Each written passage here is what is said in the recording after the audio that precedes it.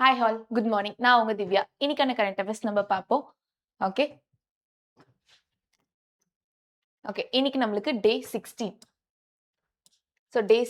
டே 16 ஆன ஈவெண்ட்ஸ் அதுக்கு முக்கியமான கரண்ட் அஃபேர்ஸை நம்ம பார்ப்போம். ஓகே இன்னைக்கு என்ன டே? ஸோ இன்னைக்கு என்ன டே, என்னென்ன நம்ம செலிப்ரேட் பண்றோம் அப்படின்றதுமே பார்க்கலாம். ஸோ டே 16ல நம்மளுக்கு ஸ்பெஷல் டே கிடையாது. ஸோ டே 17 பார்த்துருவோம். So April 17.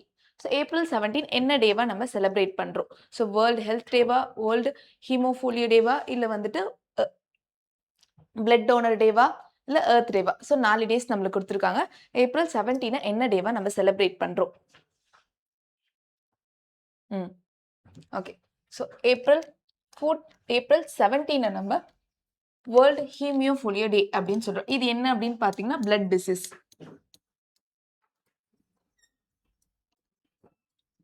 ஸோ இது என்ன அப்படின்னு பாத்தீங்கன்னா இந்த ஹீமோஃபிலியே அப்படின்றது வந்துட்டு நம்மளுக்கு ஒரு பிளட் டிசீஸ். இது எதனால வருது அப்படின்றத பார்க்கலாம். ஸோ இப்போ ரத்தம் இருக்கு. ஸோ நம்மளுக்கு ரத்தம் ஓட்டம் இருக்கு. ஸோ இந்த ரத்தம் ஓட்டம் இருக்கு பார்த்தீங்களா? இதை வந்துட்டு பிளட் கிளாட் ஆகும். ஸோ அப்பப்போ வந்துட்டு இந்த எங்கன்னா அடிபட்டுது அப்படின் போது நம்மளுக்கு ஒரு கையிலலாம் வீங்கும். ஸோ வீக்கம் ஏற்படும். ஸோ இந்த பிளட் கிளாட் என்ன ஆகும் அப்படின்னு பார்த்தீங்கன்னா, கொஞ்ச நாள் ஆக ஆக நம்ம சாப்பிட்ற இன்டேக் எடுக்கிற ப்ரோட்டீன்ஸாக இருக்கட்டும், இல்லை புரதச்சத்து இந்த மாதிரி இருக்கிறது எல்லாமே என்ன பண்ணும்னா அந்த பிளட் கிளாட்டை வந்து கரைக்கும். ஸோ அந்த பிளட் கிளாட்டை கரைச்சி நம்மளுக்கு நார்மலான நம்ம ஸ்கின்னுக்கு எடுத்துட்டு வரும். ஸோ அந்த மாதிரி இருக்க பிளட் கிளாட் ஆகுது பார்த்தீங்களா? ஸோ ஒரு சிலருக்கு என்ன ஆகும்னா, அந்த பிளட் கிளாட் ஆகாது. ஸோ அந்த பிளட் கிளாட் வந்துட்டு சரியாகாது. அந்த வீங்கின இடம் வந்து சரியாகாது. அது மூலியமா வந்துட்டு நெறைய டிசீஸ் வந்துட்டு பரவும். ஸோ இதுக்கு அவேர்னஸ் செலிப்ரேட் பண்றதுக்காக தான் நம்ம ஏப்ரல் 17 வந்துட்டு வேர்ல்டு ஹீமோஃபிலியே டே அப்படின்னு சொல்லிட்டு செலிப்ரேட் பண்றோம். வேர்ல்ட் ஹீமோஃபிலியே டே. ஓகே. இது மட்டும் இல்லாம தீரன் சின்னமலையோட பிறந்த நாள் இன்னைக்கு. ஏப்ரல் 17 நம்மளுக்கு தீரன் சின்னமலையோட பிறந்த நாள். ஸோ அது மட்டும் இல்லாம இந்த டேக்கு வந்துட்டு என்ன சொல்றாங்க அப்படின்னு பார்த்தீங்கன்னா, ஒரு மோட்டோ எடுத்துட்டு வந்திருக்காங்க. ஸோ இந்த டேக்கு ஒரு மோட்டோ எடுத்துட்டு வந்திருக்காங்க. என்ன மோட்டோ அப்படின்றத பார்க்கலாம். ஸோ நம்மளுக்கு இந்த மாதிரி டேஸ் சொல்றாங்க அப்படின்னும்போது ஒரு ஆண்டும் என்ன பண்ணுவாங்க, அதுக்கான மோட்டோவ சொல்லுவாங்க. ஸோ இந்த ஆண்டு இந்த ஏப்ரல் 17க்கு என்ன சொல்லியிருக்காங்க அப்படின்னு பார்த்தோம்னா நம்மளுக்கு first step to care. So first step to care. First step to care அப்படின்றத நம்மளுக்கு சொல்லியிருக்காங்க. ஸோ இது மட்டும் இல்லாம இதுக்கான அவேர்னஸை மக்களிடையே எடுத்துட்டு வராங்க. நம்ம பிளட் டிசீஸ்க்கான அவேர்னஸுமே மக்களிடையே வந்துட்டு எடுத்துட்டு வராங்க. ஸோ அடுத்து இருக்க ஆப்ஷன்ஸ்ல 4 டேஸ்.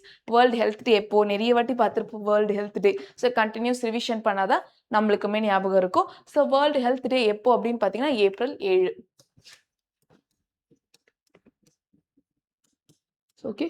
ஏப்ரல் 7. ஸோ ஏப்ரல் 7 நம்மளுக்கு வேர்ல்டு ஹெல்த் டே. அதை தொடர்ந்து எர்த் டே. ஹெல்த் டே வேற, எர்த் டே வேற. ஸோ அப்போ வேர்ல்டு எர்த் டே எப்போ அப்படின்னு பார்த்தோம்னா நம்மளுக்கு ஏப்ரல் 22.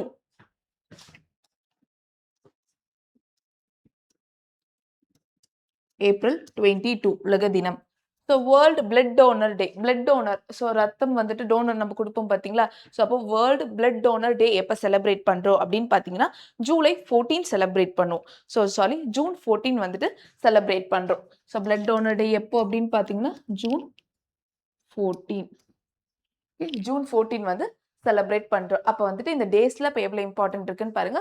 அப்போ ஹெல்த் டே எப்போ ஏப்ரல் 7. அப்புறமா ஹெமோஃபீலியா டே எப்போ அப்படின்னு பார்த்தீங்கன்னா வந்துட்டு நம்மளுக்கு ஏப்ரல் 17. வேர்ல்ட் எர்த் டே என்னன்னு பார்த்தீங்கன்னா ஏப்ரல் 22. வேர்ல்ட் பிளட் டோனர் டே எப்போ அப்படின்னு பார்த்தீங்கன்னா ஜூன் 14. ஸோ இந்த டேஸ் எல்லாமே நோட் பண்ணிக்கோங்க. ஸோ முன்னாடி வந்துட்டு பிபிடியில் ஏப்ரல் 16 அப்படின்னு இருக்கும். ஸோ அது வந்துட்டு ஏப்ரல் 17. ஸோ டேட் வந்துட்டு அங்கே மாத்திக்கோங்க. ஸோ இன்னைக்கு ஏப்ரல் 17ஓட கரண்ட் அஃபேர்ஸ் தான் நம்ம பார்க்குறோம். ஓகே. அடுத்தது இன்ஃபர்மேஷன் பைட்ஸ். ஸோ இன்னைக்கான இன்ஃபர்மேஷன் பைட்ஸ் என்ன அப்படின்னு பார்க்கலாம். ஸோ இந்தியா வந்துட்டு இப்போ குளோபல் எக்ஸ்போர்ட்ஸ்ல 19th ரேங்க்ல இருக்காங்க. முதல்ல இந்த குளோபல் எக்ஸ்போர்ட்ஸ்னா என்ன, நம்ம ஏன் 19th இடத்துல இருக்கோம், யார் டாப்பரா இருக்காங்க அப்படின்றதுமே நம்ம பார்த்துக்கலாம். குளோபல் எக்ஸ்போர்ட்ஸ் அப்படின்னு என்னன்னு பார்த்தீங்கன்னா வந்துட்டு நம்மளுக்கு ஏற்றுமதி. ஸோ பொருள் இங்க இருந்து ஏற்றுமதி அனுப்புவோம். எக்ஸ்போர்ட்ஸ், இம்போர்ட்ஸ்னா இறக்குமதி. ஓகே. இந்த மாதிரி ஏற்றுமதி பண்றதுல உலகத்துல உலக அளவுல வந்துட்டு இந்தியா வந்துட்டு 19th ரேங்க்ல இருக்கு. ஸோ இந்த டேட்டா நம்மளுக்கு இம்பார்ட்டன்ட். அப்ப எந்த இதுல இருக்கு அப்படின்னு பார்த்தோம்னா 19th ரேங்க்ல இருக்கு. ஸோ எவ்வளவு நம்ம எக்ஸ்போர்ட்ஸ் பண்றோம், குளோபல் அளவுல எவ்வளவு எக்ஸ்போர்ட்ஸ் பண்றோம், இம்போர்ட்ஸ் பண்றோம் அப்படின்றத நம்ம பார்த்துடலாம். ஸோ நம்ம எக்ஸ்போர்ட்டோட வேல்யூ, ஸோ நம்ம இந்தியா எவ்வளவு எக்ஸ்போர்ட் பண்றோம் எக்ஸ்போர்ட்ஸோட வேல்யூ யாருக்குன்னா கெஸ் இருக்கா? எவ்வளோ நம்ம எக்ஸ்போர்ட்ஸ் பண்றோம் அப்படின்றது? ஸோ எவ்வளோ எக்ஸ்போர்ட்ஸ் பண்றோன்றது கெஸ் யாருக்குன்னா இருக்கா? 445 million dollar. Dollar 445 million dollar வந்து நம்ம என்ன பண்றோம்? எக்ஸ்போர்ட்ஸ் பண்றோம். So 445 billion dollar. Okay, billion dollar நம்ம என்ன பண்றோம்னா வந்துட்டு எக்ஸ்போர்ட்ஸ் பண்றோம். குளோபல் அளவுல வந்துட்டு எக்ஸ்போர்ட்ஸ் பண்றோம். அப்போ வந்துட்டு நம்மளோட வேல்யூ என்ன? அப்போ குளோபல் ஷேர்ல நம்ம எவ்வளவு ஷேர் பண்ணிருக்கோம்? குளோபல் ஷேர்ல இந்தியாவோட கான்ட்ரிபியூஷன் எவ்வளவு? ஸோ இதுமே நம்மளுக்கு கொஸ்டின் கேட்கலாம். அப்போ குளோபல் ஷேர்ல இந்தியாவோட கான்ட்ரிபியூஷன் எவ்வளவு? India's contribution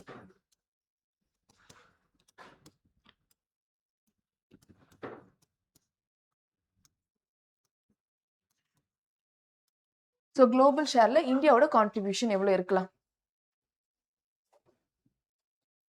okay, 1.7%. 100%ல இந்தியாவோட ஷேர் மட்டும் குளோபல் லெவல்ல வந்துட்டு 1.7% வந்துட்டு ஷேர் பண்றாங்க. இதெல்லாம் நம்மளுக்கு எக்கனாமிக்ஸ்ல நம்ம படிப்போம். ஸோ இந்த டாபிக்ல எங்க ரிலேட் பண்ணுவோம்னா எக்கனாமிக்ஸ்ல ஒரு சிலபஸ்ல.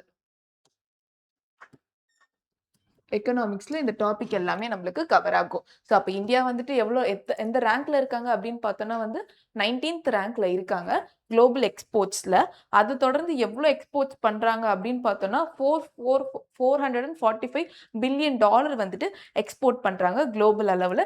ஸோ குளோபல் ஷேர் எவ்வளோ இருக்கும் அப்படின்னு பார்த்தீங்கன்னா 1.7% இருக்கு. ஸோ 100%ல இந்தியாவோட கான்ட்ரிபியூட் மட்டுமே 1.7% தான் இருக்கு. ஓகே, ஸோ இப்போ லீடிங் எக்ஸ்போர்ட்டர்ஸ் யார்? அப்போ குளோபல் எக்ஸ்போர்ட்டர்ஸ்ல யார் லீடிங்ல இருக்கா? அவங்களோட ஃபர்ஸ்ட் 3 பிளேஸ் பார்த்துலாம். அவங்க எவ்வளோ ஷேர் இருக்காங்க அப்படின்றதுமே நம்ம பார்த்துக்கலாம். ஸோ எக்கனாமிக்ஸ் படிக்கிற வரைக்கும் டாப் 3 யாருன்னு பார்க்கணும். இந்தியா எங்க இருக்கு, எந்த ரேங்க்ல இருக்கு அப்படின்றத பார்க்கணும்.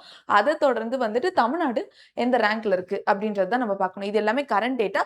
இது எல்லாமே நம்ம அப்டேட் பண்ணிட்டே இருக்கணும். ஓகே, ஸோ ஃபர்ஸ்ட் யார் இருக்கா? குளோபல் எக்ஸ்போர்ட்ஸ்ல ஃபர்ஸ்ட் யார் இருக்கா அப்படின்னு பார்த்தோம்னா நம்மளுக்கு China. So first export. So global எக்ஸ்போர்ட்ஸ்ல ஃபர்ஸ்ட் யார் இருக்கா அப்படின்னு பார்த்தோம்னா சைனா. சைனா. ஓகே, செகண்ட் யார் இருக்கா அப்படின்னு பார்த்தோம்னா கெஸ். எதனா கெஸ் இருக்கா? செகண்ட் யாரா இருப்பா? நம்ம இந்தியா நம்ம 19th சொல்லிட்டோம். அப்ப செகண்ட் பிளேஸ்ல யார் இருப்பா அப்படின்ற கெஸ் எதனா இருக்கா? சரி, செகண்ட் பிளேஸ்ல யூஎஸ்ஏ இருக்காங்க. செகண்ட் பிளேஸ்ல யூஎஸ்ஏ இருக்காங்க. தேர்ட் பிளேஸ்ல ஜெர்மனி இருக்காங்க. தேர்ட் பிளேஸ்ல ஜெர்மனி இருக்காங்க. ஓகே, ஸோ இந்த மாதிரி டேட்டாஸ் தான் நம்மளுக்கு இம்பார்ட்டன்டான டேட்டா. ஓகே, இது எல்லாமே நீங்க நோட் பண்ணிக்கோங்க. எக்கனாமிக்ஸ் படிக்கிறப்ப இது எல்லாத்தையுமே வந்துட்டு ஹிண்ட் வைஸா நோட் பண்ணிக்கோங்க. இந்த டேட்டாஸ் வந்து சேஞ்ச் ஆயிட்டே இருக்கும். ஸோ வந்துட்டு இது எல்லாமே அட் பிரசன்ட் 2026 டேட்டா. ஸோ இப்போ நம்ம பார்க்குறது எல்லாமே 2026 டேட்டா. ஓகே, அட் பிரசன்ட்ல. ஓகே, அடுத்தது பார்க்கலாம். டஸ்லிக். டஸ்லிக் அப்படின்ற ஜாயிண்ட் மிலிட்டரி எக்ஸசைஸ் எந்த இடத்துல கண்டக்ட் பண்ணியிருக்காங்க? எந்த 2 கண்ட்ரீஸ்க்குமே டஸ்லிக் டஸ்லிக் அப்படின்ற ஒரு மிலிட்டரி எக்ஸசைஸை கண்டக்ட் பண்ணியிருக்காங்க. எந்த 2 கண்ட்ரீஸ் வந்துட்டு கண்டக்ட் பண்ணியிருக்காங்க? ஸோ இந்த மாதிரி 2 கண்ட்ரீஸ் இருக்கு, இல்லை நெய்பர்ஹுட் கண்ட்ரீஸ் இருக்காங்க அப்படின் போது இவங்க எல்லாருமே நம்ம தெரிஞ்சு வச்சுக்கணும். Maybe not. கரண்ட் அஃபேர்ஸ் வந்துட்டு இன்டர்நேஷனல் கரண்ட் அஃபேர்ஸ் நாங்கள் கேட்போம் அப்படின்றது சிலபஸ்ல மென்ஷன் பண்ணல. ஆனா இந்தியா அதோட தொடர்போடு இருந்தது அப்படின் போது கொஸ்டின்ஸ் வந்து கேட்கலாம். ஸோ இருந்தாலுமே நம்ம இதை தெரிஞ்சு வச்சுக்கணும். ஸோ இந்த டஸ்லிக் அப்படின்றது வந்துட்டு இந்த மிலிட்டரி எக்ஸசைஸ் வந்துட்டு ராணுவ பயிற்சி எந்த 2 நாடுகளுக்கு இடையே நடந்தது அப்படின்னு பார்த்தோம்னா வந்துட்டு இந்தியா மற்றும் உஸ்பெகிஸ்தான். ஸோ இந்த 2 நாடுகளுக்கு இடையே தான் வந்துட்டு இந்த ராணுவ பயிற்சி நடந்தது. ஓகே, அடுத்தது பார்க்கலாம். ஸோ தமிழ்நாட்டோட maternal mortality rate. So maternal mortality rate அப்படின் போது MMR அப்படின்னு சொல்லுவோம். ஸோ இது வந்துட்டு தாயோட இறப்பு வீதம். ஸோ தாய்மார்களோட இறப்பு வீதம் சொல்றது தான் நம்மளுக்கு MMR அப்படின்னு சொல்லுவோம். இப்போ தமிழ்நாடோட MMR எவ்வளோ அப்படின்னு கேட்குறாங்க. 40யா, 54ஆ, 70யா, இல்லை 90யா? அப்போ MMR ரேட் என்ன அப்படின்றத கேட்குறாங்க. MMRோட ரேட் என்னவா இருக்கும்?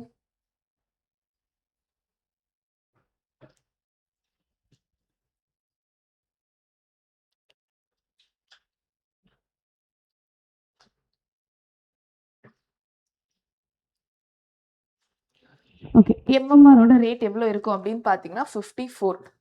Okay. 54 is the correct answer. So நம்ம எந்த பிளேஸ்ல இருக்கோம், ரேங்க்ல இருக்கோம், ஃபர்ஸ்ட் எம்எம்ஆர்ல யாரெல்லாம் இருக்கா அப்படின்ற அந்த ஹைரார்கி நம்ம தெரிஞ்சு வச்சுப்போம். ஸோ ஃபர்ஸ்ட் பாருங்க, ஃபர்ஸ்ட் கேரளா இருக்காங்க. ஃபர்ஸ்ட் பிளேஸ்ல நம்மளுக்கு யார் இருக்கா? கேரளா இருக்கா. கேரளா இருக்காங்க எம்எம்ஆர்ல. ஓகே.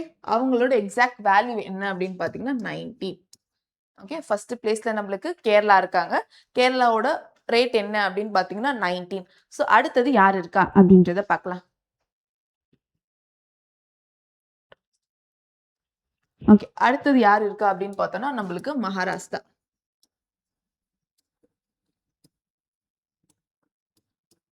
அடுத்தது நம்மளுக்கு யார் இருக்காங்கன்னா மகாராஷ்டிரா இருக்காங்க. ஸோ இவங்களோட ரேங்க் என்ன அப்படின்னு பார்த்தீங்கன்னா 33. ரேங்க் இல்லமா, ஸோ இவங்களோட கவுண்ட். ஓகே. இவங்களோட கவுண்ட் என்ன அப்படின்னு பார்த்தீங்கன்னா 33. ஸோ அடுத்தது தேர்ட் பிளேஸ்ல யார் இருக்கா? தேர்ட் பிளேஸ்ல யார் இருக்கா அப்படின்னு பார்த்தோம்னா நம்மளுக்கு தெலுங்கானா இருக்காங்க.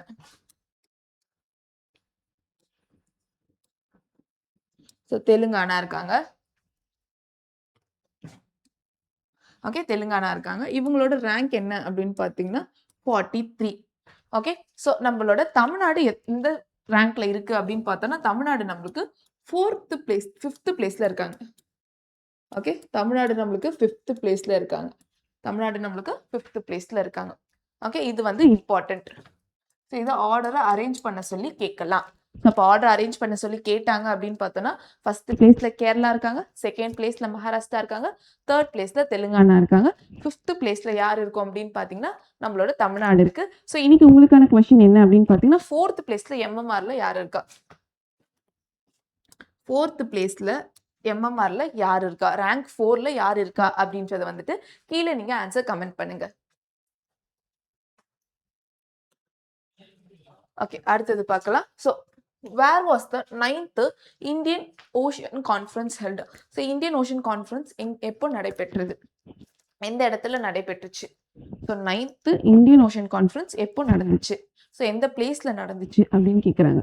ஸோ எந்த பிளேஸ்ல நடந்திருக்கும் அப்படின்னு பார்த்தீங்கன்னா தாக்கால நடந்திருக்கும். ஸோ தாக்கால நடந்திருக்கும். ஃபர்ஸ்ட் இந்த கான்ஃபரன்ஸ் எங்க நடந்திருக்கும் அப்படின்னு பார்த்தோம்னா சிங்கப்பூர்ல நடந்திருக்கும். ஸோ ஃபர்ஸ்ட் கான்ஃபரன்ஸ், ஒரு கான்ஃபரன்ஸ் படிக்கிறோம்னா அது ஃபர்ஸ்ட் கான்ஃபரன்ஸ் தெரிஞ்சு வச்சுக்கணும். ஸோ ஃபர்ஸ்ட் கான்ஃபரன்ஸ் எங்க நடந்திருக்கும்னா சிங்கப்பூர்ல நடந்திருக்கும்.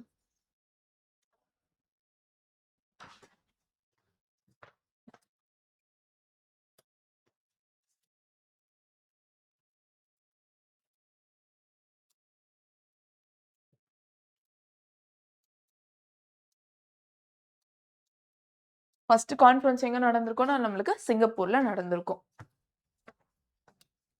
ஓகே. அடுத்தது பார்க்கலாம். 2026 ஆண்டில் வந்துட்டு போஷ் பக்வாடா அப்படின்ற திட்டம் எதன் கீழே தொடர்புடையது? ஸோ இந்த போஷ் பக்வாடா அப்படின்ற ஒரு திட்டம் எடுத்துட்டு வந்திருக்காங்க. இந்த திட்டம் வந்துட்டு எதன் கீழே வந்துட்டு தொடர்புடையது அப்படின்னு கேட்குறாங்க. 4 ஆப்ஷன் கொடுத்துருக்காங்க. ஃபர்ஸ்ட் ஆப்ஷன் என்ன கொடுத்துருக்காங்க பாருங்க, ஆயுஷ்மான் பாரத் கொடுத்துருக்காங்க. அடுத்தது வந்து போஷன் அபியம் கொடுத்துருக்காங்க. அப்புறம் ஆப்ஷன் சி நம்மளுக்கு வந்துட்டு ஸ்வச் பாரத் மிஷன் கொடுத்துருக்காங்க. ஆப்ஷன் டி வந்து நம்மளுக்கு தேசிய சுகாதார திட்டம். ஸோ இந்த 4 ஆப்ஷன் நம்மளுக்கு கொடுத்துருக்காங்க. ஸோ இதுல இந்த போஷ் பக்வாடா அப்படின்றது எதன் கீழே வரும்? இந்த போஷ் பக்வாடா அப்படின்றது எதன் கீழே வரும்?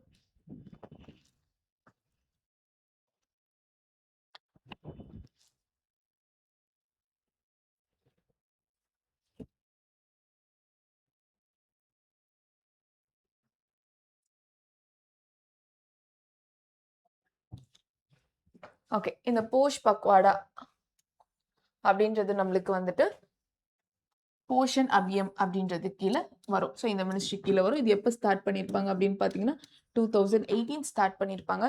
ஸோ இந்த போஷ் அபியம் அப்படின்னா என்ன அப்படின்றத பார்க்கலாம். ஸோ இது எதை பற்றி பேசுகிறாங்க அப்படின்றதுமே நம்ம பார்ப்போம். இந்த போஷ் அபியம் அப்படின்றது வந்துட்டு ministry of women and child development தான் எடுத்துகிட்டு வந்திருக்காங்க.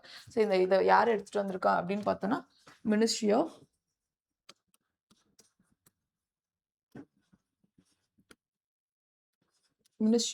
Women and child development.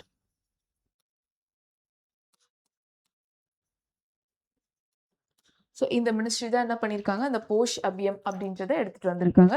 So இது எதுக்கானது அப்படின்னு பார்த்தோம்னா, குழந்தைகள் இருக்காங்க பார்த்தீங்களா?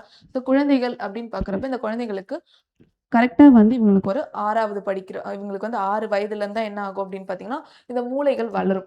ஸோ வந்துட்டு எல்லாமே வளர்ச்சி அடையும். இந்த 6 வயதுக்கு அப்புறம் தான் என்ன ஆகும், மூளை வந்து வளர்ச்சி அடையும். குழந்தைகள் வளர ஆரம்பிப்பாங்க. ஸோ அப்போ அந்த டைம்ல அவங்களுக்கு தேவையான ஊட்டச்சத்து கிடைக்கல அப்படின்னும்போது, அந்த குழந்தைகள் வந்துட்டு மால் நியூட்ரிஷனா தான் இருப்பாங்க. ஸோ வந்து அ நியூட்ரிஷன் குறைபாடோட தான் வளருவாங்க. ஸோ அத நம்ம தடுக்கணும். ஸோ எல்லா குழந்தைகளும் என்ன பண்ணணும், ஊட்டச்சத்தோட இருக்கணும். அப்பதான் இந்த எர்த்ல நம்மளால சர்வே பண்ண முடியும். ஊட்டச்சத்து குறைவா எந்த குழந்தையும் இருக்கக்கூடாது அப்படின்றதுக்கு தான் வந்துட்டு இந்த போஷன் அபியம் அப்படின்றத எடுத்துட்டு வந்திருப்பாங்க 2018. இதன் மூலியமா வந்து போஷன் பக்வாடா அப்படின்றது எது சொல்றாங்கன்னா, இந்த மாரி வந்துட்டு நாங்க இம்ப்ளிமெண்ட் பண்றோம். ஸோ குழந்தைகளுக்கு தேவையான ஊட்டச்சத்தான பொருட்கள இலவசமா வழங்குறோம். அது மட்டும் இல்லாம தாய்மார்கள் இருக்காங்க பார்த்தீங்களா, அவங்கள நாங்க வந்துட்டு 1000 டேஸ் வந்துட்டு சர்வே பண்றோம். ஸோ அவங்க ஒழுங்கா சாப்பிடுறாங்களா, அவங்களோட இன்டேக் எப்படி எடுக்குறாங்க அப்படின்றது முதற்கொண்டு எல்லாமே வந்துட்டு நாங்க கண்காணிக்கிறோம் அப்படின்றதுமே சொல்லியிருக்காங்க. இந்த போஷன் பக்வாடா அப்படின்றதுல. ஸோ இதோட மெயின் கான்செப்ட் என்ன அப்படின்னு பார்த்தீங்கன்னா வந்துட்டு, குழந்தைகளோட ஹெல்த் புரொடெக்ட் பண்ணணும். ஸோ அவங்கள வந்துட்டு ஊட்டச்சத்து குறைபாடா அந்த குழந்தைகள் வளரக்கூடாது அப்படின்றது இதோட நோக்கமா இருக்கும். ஸோ இதுக்கு வந்துட்டு ஒரு ட்ராக் ஆப் கூட வச்சிருக்காங்க. ஸோ போஷன் ட்ராக் ஆப் அப்படின்னு சொல்லிட்டு இந்த ஒரு ஆப் வச்சிருக்காங்க. ஸோ இந்த ஆப் மூலியமா என்ன பண்ணிக்கலாம்னா, நீங்களுமே ரிஜிஸ்டர் பண்ணிக்கலாம். ஸோ நீங்க அத ரிஜிஸ்டர் பண்ணிட்டு நீங்களுமே உங்களுக்கு குழந்தை இருக்கு, இல்ல வந்துட்டு இந்த கன்சீவா இருக்கும் அப்படிங்கும்போது இந்த ஆப்ல வந்துட்டு நீங்க ரிஜிஸ்டர் பண்ணீங்கன்னா, அவங்க உங்களுக்கு ட்ராக் பண்ணுவாங்க. இது மட்டும் இல்லாம என்னெல்லாம் கவர்மெண்ட்ஸ் ஃப்ரீயா குடுக்குறாங்களோ, இது எல்லாமே நீங்க தெரிஞ்சுப்பீங்க. ஓகே. இந்த போஷன் ஆப் எப்போ ஸ்டார்ட் பண்ணாங்க அப்படின்றதுமே கேட்பாங்க. ஸோ இந்த போஷன் ஆப் எப்போ ஸ்டார்ட் பண்ணாங்கன்றது கூட கொஸ்டினா நம்மளுக்கு கேட்கலாம். ஸோ இது எதன் கீழ வருது? சிலபஸ்ல நம்மளுக்கு எது கீழ வருதுன்னா, ஹெல்த் அண்ட் ஹைஜீன். ஸோ இது வந்துட்டு நம்மளுக்கு ஹெல்த் அண்ட் ஹைஜீன் கீழ வருது. ஸோ ஹெல்த் அண்ட் ஹைஜீன் கீழ இந்த டாபிக் நம்மளுக்கு கவர் ஆகுது. ஓகே. இது எல்லாமே அங்கன்வாடி தாம்மா. ஸோ எதன் மூலியமா இவங்க இந்த பெனிஃபிட்ஸ் எல்லாமே மக்கள் கிட்ட போய் சேர்ப்பாங்க. அங்கன்வாடி மூலியமா தான் போயிட்டு சேர்ப்பாங்க. ஸோ இந்த போஷன்ன்ற ஆப் எப்போ ஸ்டார்ட் பண்ணியிருப்பாங்க? ஸோ போஷன்ற ஆப் வந்துட்டு மார்ச் 2021ல ஸ்டார்ட் பண்ணியிருப்பாங்க. ஸோ இந்த ஆப் வந்துட்டு உங்களுக்கு Play Storeல கூட அவைலபிளா இருக்கும்.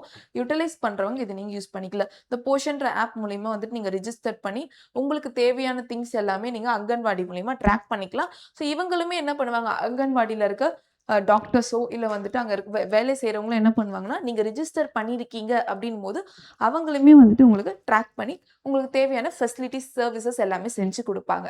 ஸோ இதுதான் வந்துட்டு இந்த போஷன் பக்வாடா அப்படின்றதோட பொருள் நம்மளுக்கு. இந்த திட்டத்தோட நோக்கம் நம்மளுக்கு. ஓகே. அதைத் தொடர்ந்து தலைவி பேட்ச். ஸோ தலைவி பேட்ச் அப்படின்னு பார்க்கும்போது, இது முழுக்க முழுக்க பெண்களுக்கான பேட்ச் தான் இந்த பேட்ச்.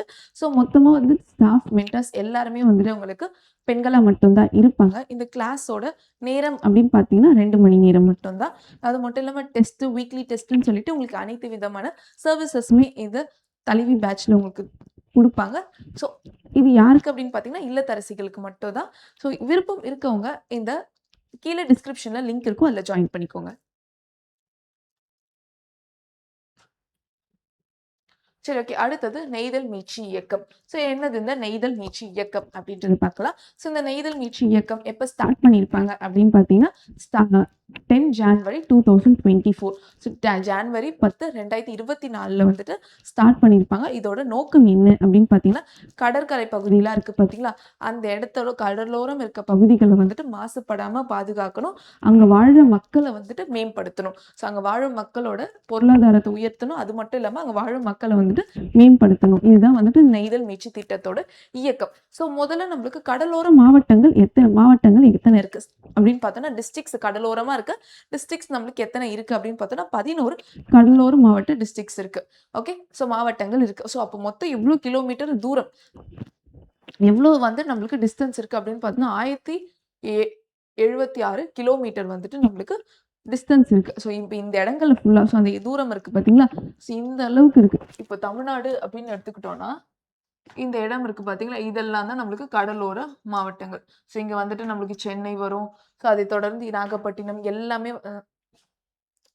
எல்லாமே நம்மளுக்கு இந்த சைட் கடலோரம் இருக்க பகுதிகள், கன்னியாகுமரின்னு சொல்லிட்டு எல்லாமே நம்மளுக்கு வருவாங்க. ஸோ அந்த மாரி எத்தன டிஸ்ட்ரிக்ட்ஸ் இருக்கு அப்படின்னு பார்த்தோம்னா, நம்மளுக்கு 14 டிஸ்ட்ரிக்ட்ஸ் இருக்கு. ஸோ அந்த 14 டிஸ்ட்ரிக்ட்ஸ்ல இருக்க இடங்களுமே நம்ம பாதுகாக்கணும் அப்படின்றத சொல்றாங்க. ஸோ எத்தன ஆண்டுகளுக்குள்ள இத நாங்க செஞ்சு முடிப்போம்னு சொல்லியிருப்பாங்கன்னா, 5 ஆண்டுகளுடன் 5 ஆண்டுகளுக்கு முடிச்சிருவோம். ஸோ 5 ஆண்டுகள்ல வந்துட்டு இத நாங்க கம்ப்ளீட் பண்ணிருவோம்னு சொல்லியிருக்காங்க. ஸோ இதனுடன் யார் வந்துட்டு இணைஞ்சிருக்கா அப்படின்னு பார்த்தீங்கன்னா, வேர்ல்டு பேங்க். ஸோ இந்த ஸ்கீம்க்காக வந்துட்டு வேர்ல்டு பேங்க் வந்து நம்மளுக்கு நிதி உதவி செய்றாங்க. நெய்தல் மீட்சி இயக்கத்துக்காக. ஓகே. அடுத்தது இன்னைக்கான பிவைக்யூ பார்த்துடலாம். ஸோ இன்னைக்கு ஃபுல்லாவே வந்துட்டு அப்ரிவியேஷன்ஸா தான் பார்க்க போறோம். ஸோ இது நம்மளுக்கு ஸ்கூல் புக்ஸ்லயுமே இருக்கு. 10th ஸ்கூல் புக்ல இருக்கும். ஸோ இந்த கண்டென்ட் நம்மளுக்கு 10th ஸ்கூல் புக்ல இருக்கும். ஸோ இங்க ஃபுல்லா வந்துட்டு இண்டஸ்ட்ரீஸ் குடுத்துருக்காங்க, ஃபேக்டரிஸ் குடுத்துருக்காங்க. ஸோ எந்தெந்த டிஸ்ட்ரிக்ட்ல என்னென்ன ஃபேக்டரிஸ் இருக்கு அப்படின்றத பார்க்குறோம். ஓகே. ஸோ ஃபர்ஸ்ட் பாருங்க. BHEL. BHEL இதோட எக்ஸ்பான்ஷன் தெரியுமா? Bharat heavy electrical limited. Electrical and electronics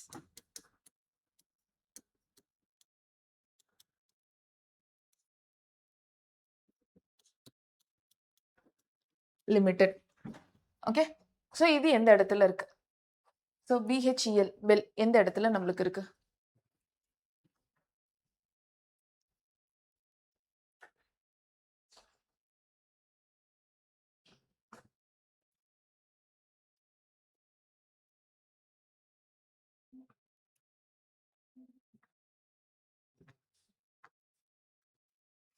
okay. இது எப்ப ஸ்டார்ட் பண்ணியிருப்பாங்கன்னா 1960ல ஸ்டார்ட் பண்ணியிருப்பாங்க.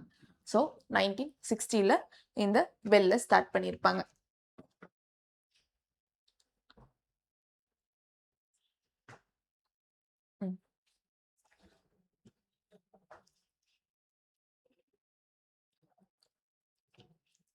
ஓகே. பெல் நம்மளுக்கு திருச்சிராப்பள்ளியில இருக்கும்.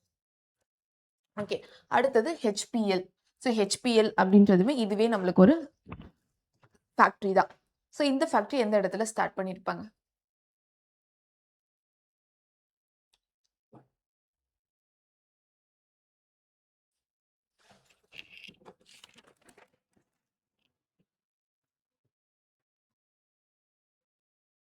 ஓகே. ஸோ HPL அப்படின்றதுக்கு இதுக்கு எக்ஸ்பான்ஷன் இருக்காது. ஸோ வெறும் HPL ஃபேக்டரிஸ் மட்டும் தான் இருந்திருக்கும். இதுக்கு நம்மளுக்கு எக்ஸ்பான்ஷன் கிடையாது. ஸோ இது எங்க ஸ்டார்ட் பண்ணியிருப்பாங்க அப்படின்னு பார்த்தீங்கன்னா, கோயம்புத்தூர்ல ஸ்டார்ட் பண்ணியிருப்பாங்க. ஸோ இத கோயம்புத்தூர்ல ஸ்டார்ட் பண்ணியிருப்பாங்க. இதுவுமே வந்து எலக்ட்ரானிக் ரிலேட்டடான ஒரு இண்டஸ்ட்ரி தான். ஸோ இது எப்ப ஸ்டார்ட் பண்ணப்பட்டிருக்கும்? இது எப்ப ஸ்டார்ட் பண்ணப்பட்டிருக்கும்? ஸோ இது எல்லாமே நம்மளுக்கு கன்டென்ட் வந்துட்டு ஒரு பாக்ஸ்ல குடுத்திருப்பாங்க. இந்த கன்டென்ட்ட நம்ம நோட் பண்ணியிருக்க மாட்டோம்.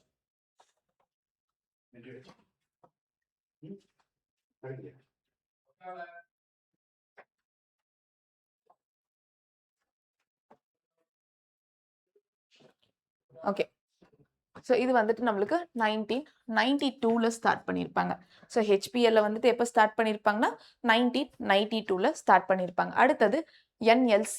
ஸோ NLCயோட எக்ஸ்பான்ஷன் பார்ப்போம். Okay. Neyveli lignite corporation. Okay. இந்த நெய்வேலி லிக்னைட் கார்ப்பரேஷன். ஸோ இத வந்துட்டு அடிக்கடிக்கு நம்ம படிப்போம். ஏன்னா நம்மளுக்கு ரெனியூவபிள் ரிசோர்ஸஸ்ன்னு தான் நம்ம படிப்போம். ரெனியூவபிள், நான் ரெனியூவபிள் ரிசோர்ஸஸ். ஸோ நெய்வேலி அடிக்கடிக்கு நம்ம பார்த்திருப்போம். ஸோ இது எப்ப ஸ்டார்ட் பண்ணியிருப்பாங்க?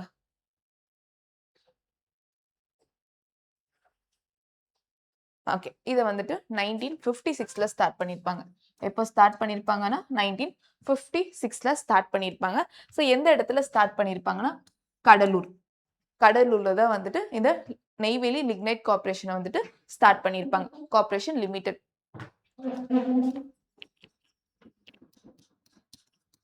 ஓகே. ஒரு சில எக்ஸ்பான்ஷன்ல NLC அப்படின்னு குடுத்திருப்பாங்க. ஒரு சிலதுல NLCL அப்படின்னு குடுத்திருப்பாங்க. 2மே ஒண்ணு தான். அப்போ Neyveli lignite corporation limited. So அதனால எக்ஸ்பான்ஷன வந்துட்டு குழம்பாதீங்க. அப்போ NLC அப்படின்னா என்னன்னா, நெய்வேலி லிக்னைட் கார்ப்பரேஷன். ஓகே, அடுத்தது ஐசிஎஃப். ஸோ ஐசிஎஃபோட எக்ஸ்பான்ஷன். ஸோ ஐசிஎஃபோட எக்ஸ்பான்ஷன் நிறைய பேருக்கு ஐசிஎஃப் தெரிஞ்சிருக்கும்.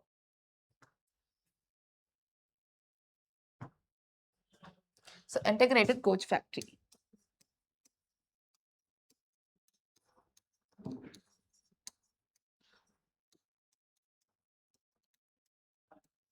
இன்டகிரேட்டட் கோச் ஃபேக்டரி இது எங்க இருக்கும் அப்படின்னு பார்த்தீங்கன்னா, எங்க ஸ்டார்ட் பண்ணியிருப்பாங்கன்னா சென்னையில தான் ஸ்டார்ட் பண்ணியிருப்பாங்க. ஸோ ஐசிஎஃப் வந்துட்டு நம்மளுக்கு சென்னையில தான் இருக்கும். எந்த இயர் ஸ்டார்ட் பண்ணியிருப்பாங்க அப்படின்னு பார்த்தீங்கன்னா 1955ல ஸ்டார்ட் பண்ணியிருப்பாங்க.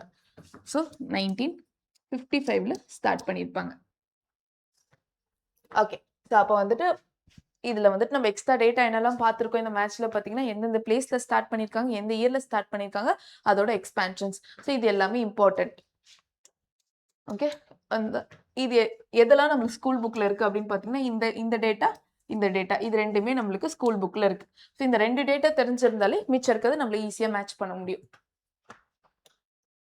ஓகே, அடுத்தது who call the Sivakasi as little Japan. So சிவகாசிய லிட்டில் ஜப்பான், குட்டி ஜப்பான் அப்படின்னு சொல்லிட்டு எந்த தலைவர் சொல்லியிருப்பாரு?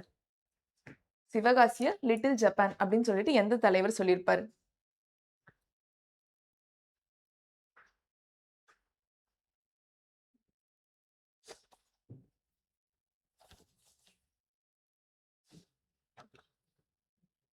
இந்த கொஸ்டின் ஈஸி தான்.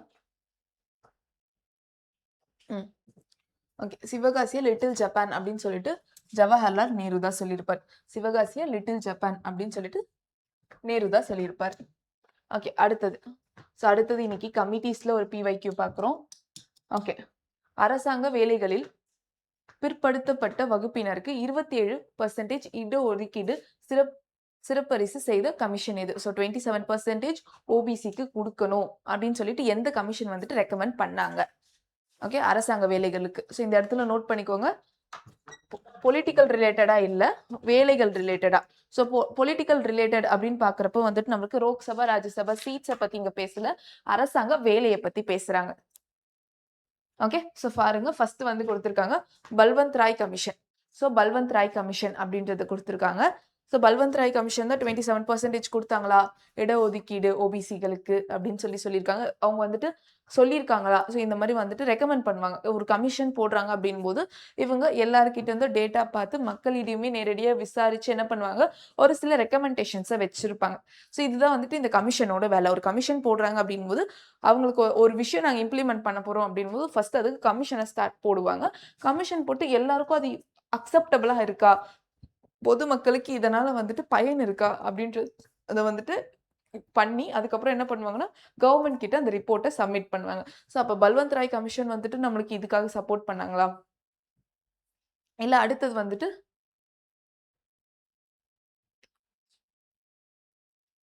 ஓகே, அடுத்தது பிரிதேஷ்வரி பிரசாத் மண்டல் கமிஷன். ஸோ இந்த கமிஷன் வந்துட்டு நம்மளுக்கு இந்த மாதிரி ரிசர்வேஷனுக்காக சொன்னாங்களா? ஒர்க்ல ரிசர்வேஷன், அரசு வேலைகளுக்கான ரிசர்வேஷனுக்கு சொன்னாங்களா? இல்ல அடுத்து தொடர்ந்து Ashok Mehta. So Ashok Mehta commission. So Ashok Mehta commission சொன்னாங்களா? ஸோ இந்த 3 கமிஷன்ல யார் சொல்லியிருப்பா? ஸோ இதுல வந்து நம்மளுக்கு இது எல்லாமே இந்த கமிஷன் எல்லாமே இம்பார்ட்டன்ட். இந்த கமிஷன் எல்லாமே பாலிட்டில நம்மளுக்கு ரொம்ப இம்பார்ட்டன்டான commissions.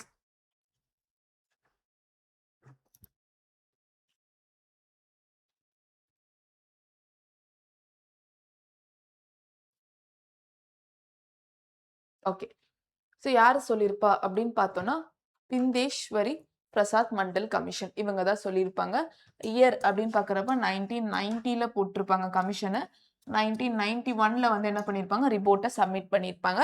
So Balwant Rai commission. So இந்த பல்வந்த் ராய் கமிஷன் என்ன அப்படின்னு பார்த்தீங்கன்னா, இது ஒரு 3 டயர்ஸ் சொல்லியிருப்பாங்க. இவங்க ரெக்கமெண்ட் என்ன பண்ணியிருப்பாங்கன்னா 3 டயர் சிஸ்டம் வந்துட்டு ரெக்கமெண்ட் பண்ணியிருப்பாங்க. ஸோ 3 டயர்னா என்னென்ன அப்படின்னு பார்ப்போம். அதுக்கு முன்னாடி இது எப்போ ஸ்டார்ட் பண்ணாங்கன்னா 1957ல ஸ்டார்ட் பண்ணியிருப்பாங்க. ஸோ இந்த 3 டயர் அப்படின்னு பார்க்குறப்ப வந்துட்டு வில்லேஜ் லெவல், பிளாக் லெவல், அதுக்கப்புறம் வந்துட்டு டிஸ்ட்ரிக்ட் லெவல் அப்படின்னு சொல்லிட்டு 3ஆ பிரிச்சிருப்பாங்க. ஸோ இதுதான் வந்துட்டு பல்வந்த் ராய் கமிஷன். இவங்க என்ன சொல்லுவாங்கன்னா டைரக்டா மக்கள் கிட்ட போலாம ஃபர்ஸ்ட் வந்துட்டு ஜில்லா பிரசீது, அதுக்கப்புறம் பஞ்சாயத் ஸ்மிருதி, அதுக்கப்புறம் என்ன சொல்லியிருப்பாங்கன்னா கிராம பஞ்சாயத் அப்படின்ற 3 வந்து 3ஆ பிரிச்சிருப்பாங்க. ஓகே, அசோக் மேத்தா என்ன பண்ணியிருப்பாங்க அப்படின்னு பார்த்தீங்கன்னா இருங்க, அந்த 3மே நான் எழுதி போடுறேன்.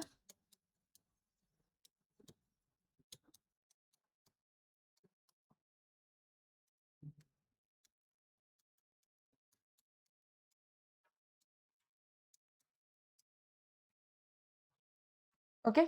ஸோ அடுத்தது கிராம பஞ்சாயத்து.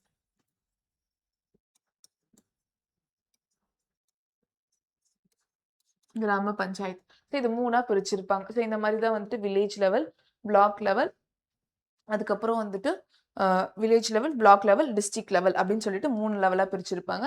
ஸோ இது வந்துட்டு நம்மளுக்கு டிஸ்ட்ரிக்ட் லெவல். ஓகே. இது வந்து நம்மளுக்கு பிளாக் லெவல். அதுக்கப்புறம் இது வந்துட்டு நம்மளுக்கு district level, village level, village level. So 3 லெவலா வந்துட்டு பிரிச்சிருப்பாரு பல்வந்த் ராய் கமிஷன். அசோக் மேத்தா.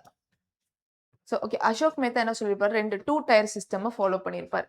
ஸோ இதெல்லாம் வேணாம். 2 டயரே போதும். 2 டயர் சிஸ்டம் வந்துட்டு ஃபாலோ பண்ணியிருப்பாரு. இவரு 3 டயர். ஸோ இவரு 3 டயர் சொல்லியிருப்பாரு. இவரு 2 டயர் சொல்லியிருப்பாரு. ஸோ இது எப்ப ஸ்டார்ட் பண்ணியிருப்பாங்க அப்படின்னு பார்த்தோம்னா வந்துட்டு 1977ல ஸ்டார்ட் பண்ணியிருப்பாங்க.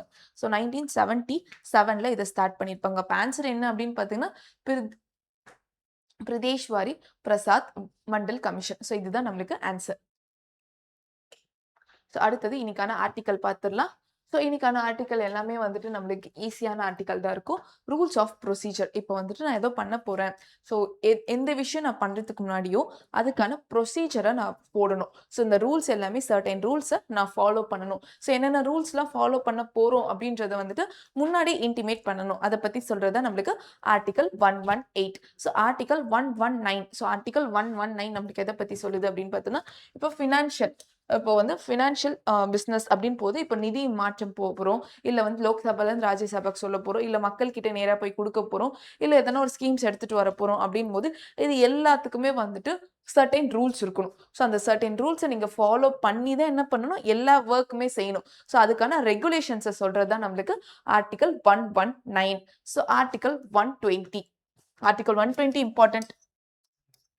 ஆர்டிகல் 120 நம்மளுக்கு இம்பார்ட்டன்ட். பிவைக்யூல கேட்டிருக்காங்க. ஆர்டிகல் 120 நம்மளுக்கு இம்பார்ட்டன்ட். பிவைக்ல கேட்டிருக்காங்க. Language of parliament. ஸோ பார்லிமெண்டோட லாங்குவேஜ் என்ன அப்படின்னு கேட்டிருக்காங்க. ஸோ இந்த பார்லிமெண்டோட லாங்குவேஜ் என்ன அப்படின்னு பார்த்தீங்கன்னா, இதுல போத். ஸோ வந்துட்டு நீங்க இப்போ ஸ்டேட் இப்போ வந்துட்டு டாக்குமெண்ட்ஸ்லாம் இருக்கு அப்படின் போது அந்த டாக்குமெண்ட்ஸ் இங்கிலீஷ்ல தான் இருக்கணும். டாக்குமெண்ட்ஸ் இங்கிலீஷ்ல இருக்கணும். ஸோ அவையில பேசுற லாங்குவேஜ் ஹிந்தியா இருக்கலாம். ஸோ அவருக்கு இங்கிலீஷ் அண்ட் ஹிந்தி, இப்போ ஒரு எம்பி இருக்காரு, அவருக்கு இங்கிலீஷோ தெரியல, ஹிந்தியோ தெரியல அப்படின்னும் போது அவரோட தாய்மொழியில அவர் பேசலாம். ஸோ அதுக்கான உரிமை அவருக்கு இருக்கு அப்படின்றத சொல்லியிருக்காங்க. ஸோ பார்லிமெண்ட்டுக்கு எக்ஸாக்ட் லாங்குவேஜ் நீங்க தமிழ் தான் பேசணும், இங்கிலீஷ் தான் பேசணும் அப்படின்றது இல்ல. நீங்க ஹிந்தி அண்ட் இங்கிலீஷ் தெரிஞ்சிருந்தா நீங்க பேசலாம். அப்படி இல்லைன்னா உங்களோட தாய்மொழியிலேயே கூட நீங்க உங்களோட கோரிக்கைகளை வைக்கலாம். ஓகே. ஸோ இதுதான் நம்மளுக்கு ஆர்டிகல் 120 நம்மளுக்கு சொல்லுது. ஓகே. ஸோ இதோட இன்னைக்கான கிளாஸஸ் முடிஞ்சது. ஸோ இது போன்ற வீடியோக்களுக்கு சேனலை லைக் பண்ணுங்க, சப்ஸ்கிரைப் பண்ணுங்க. இதோட நாளை கிளாஸ்ல சந்திப்போம். தேங்க்யூ.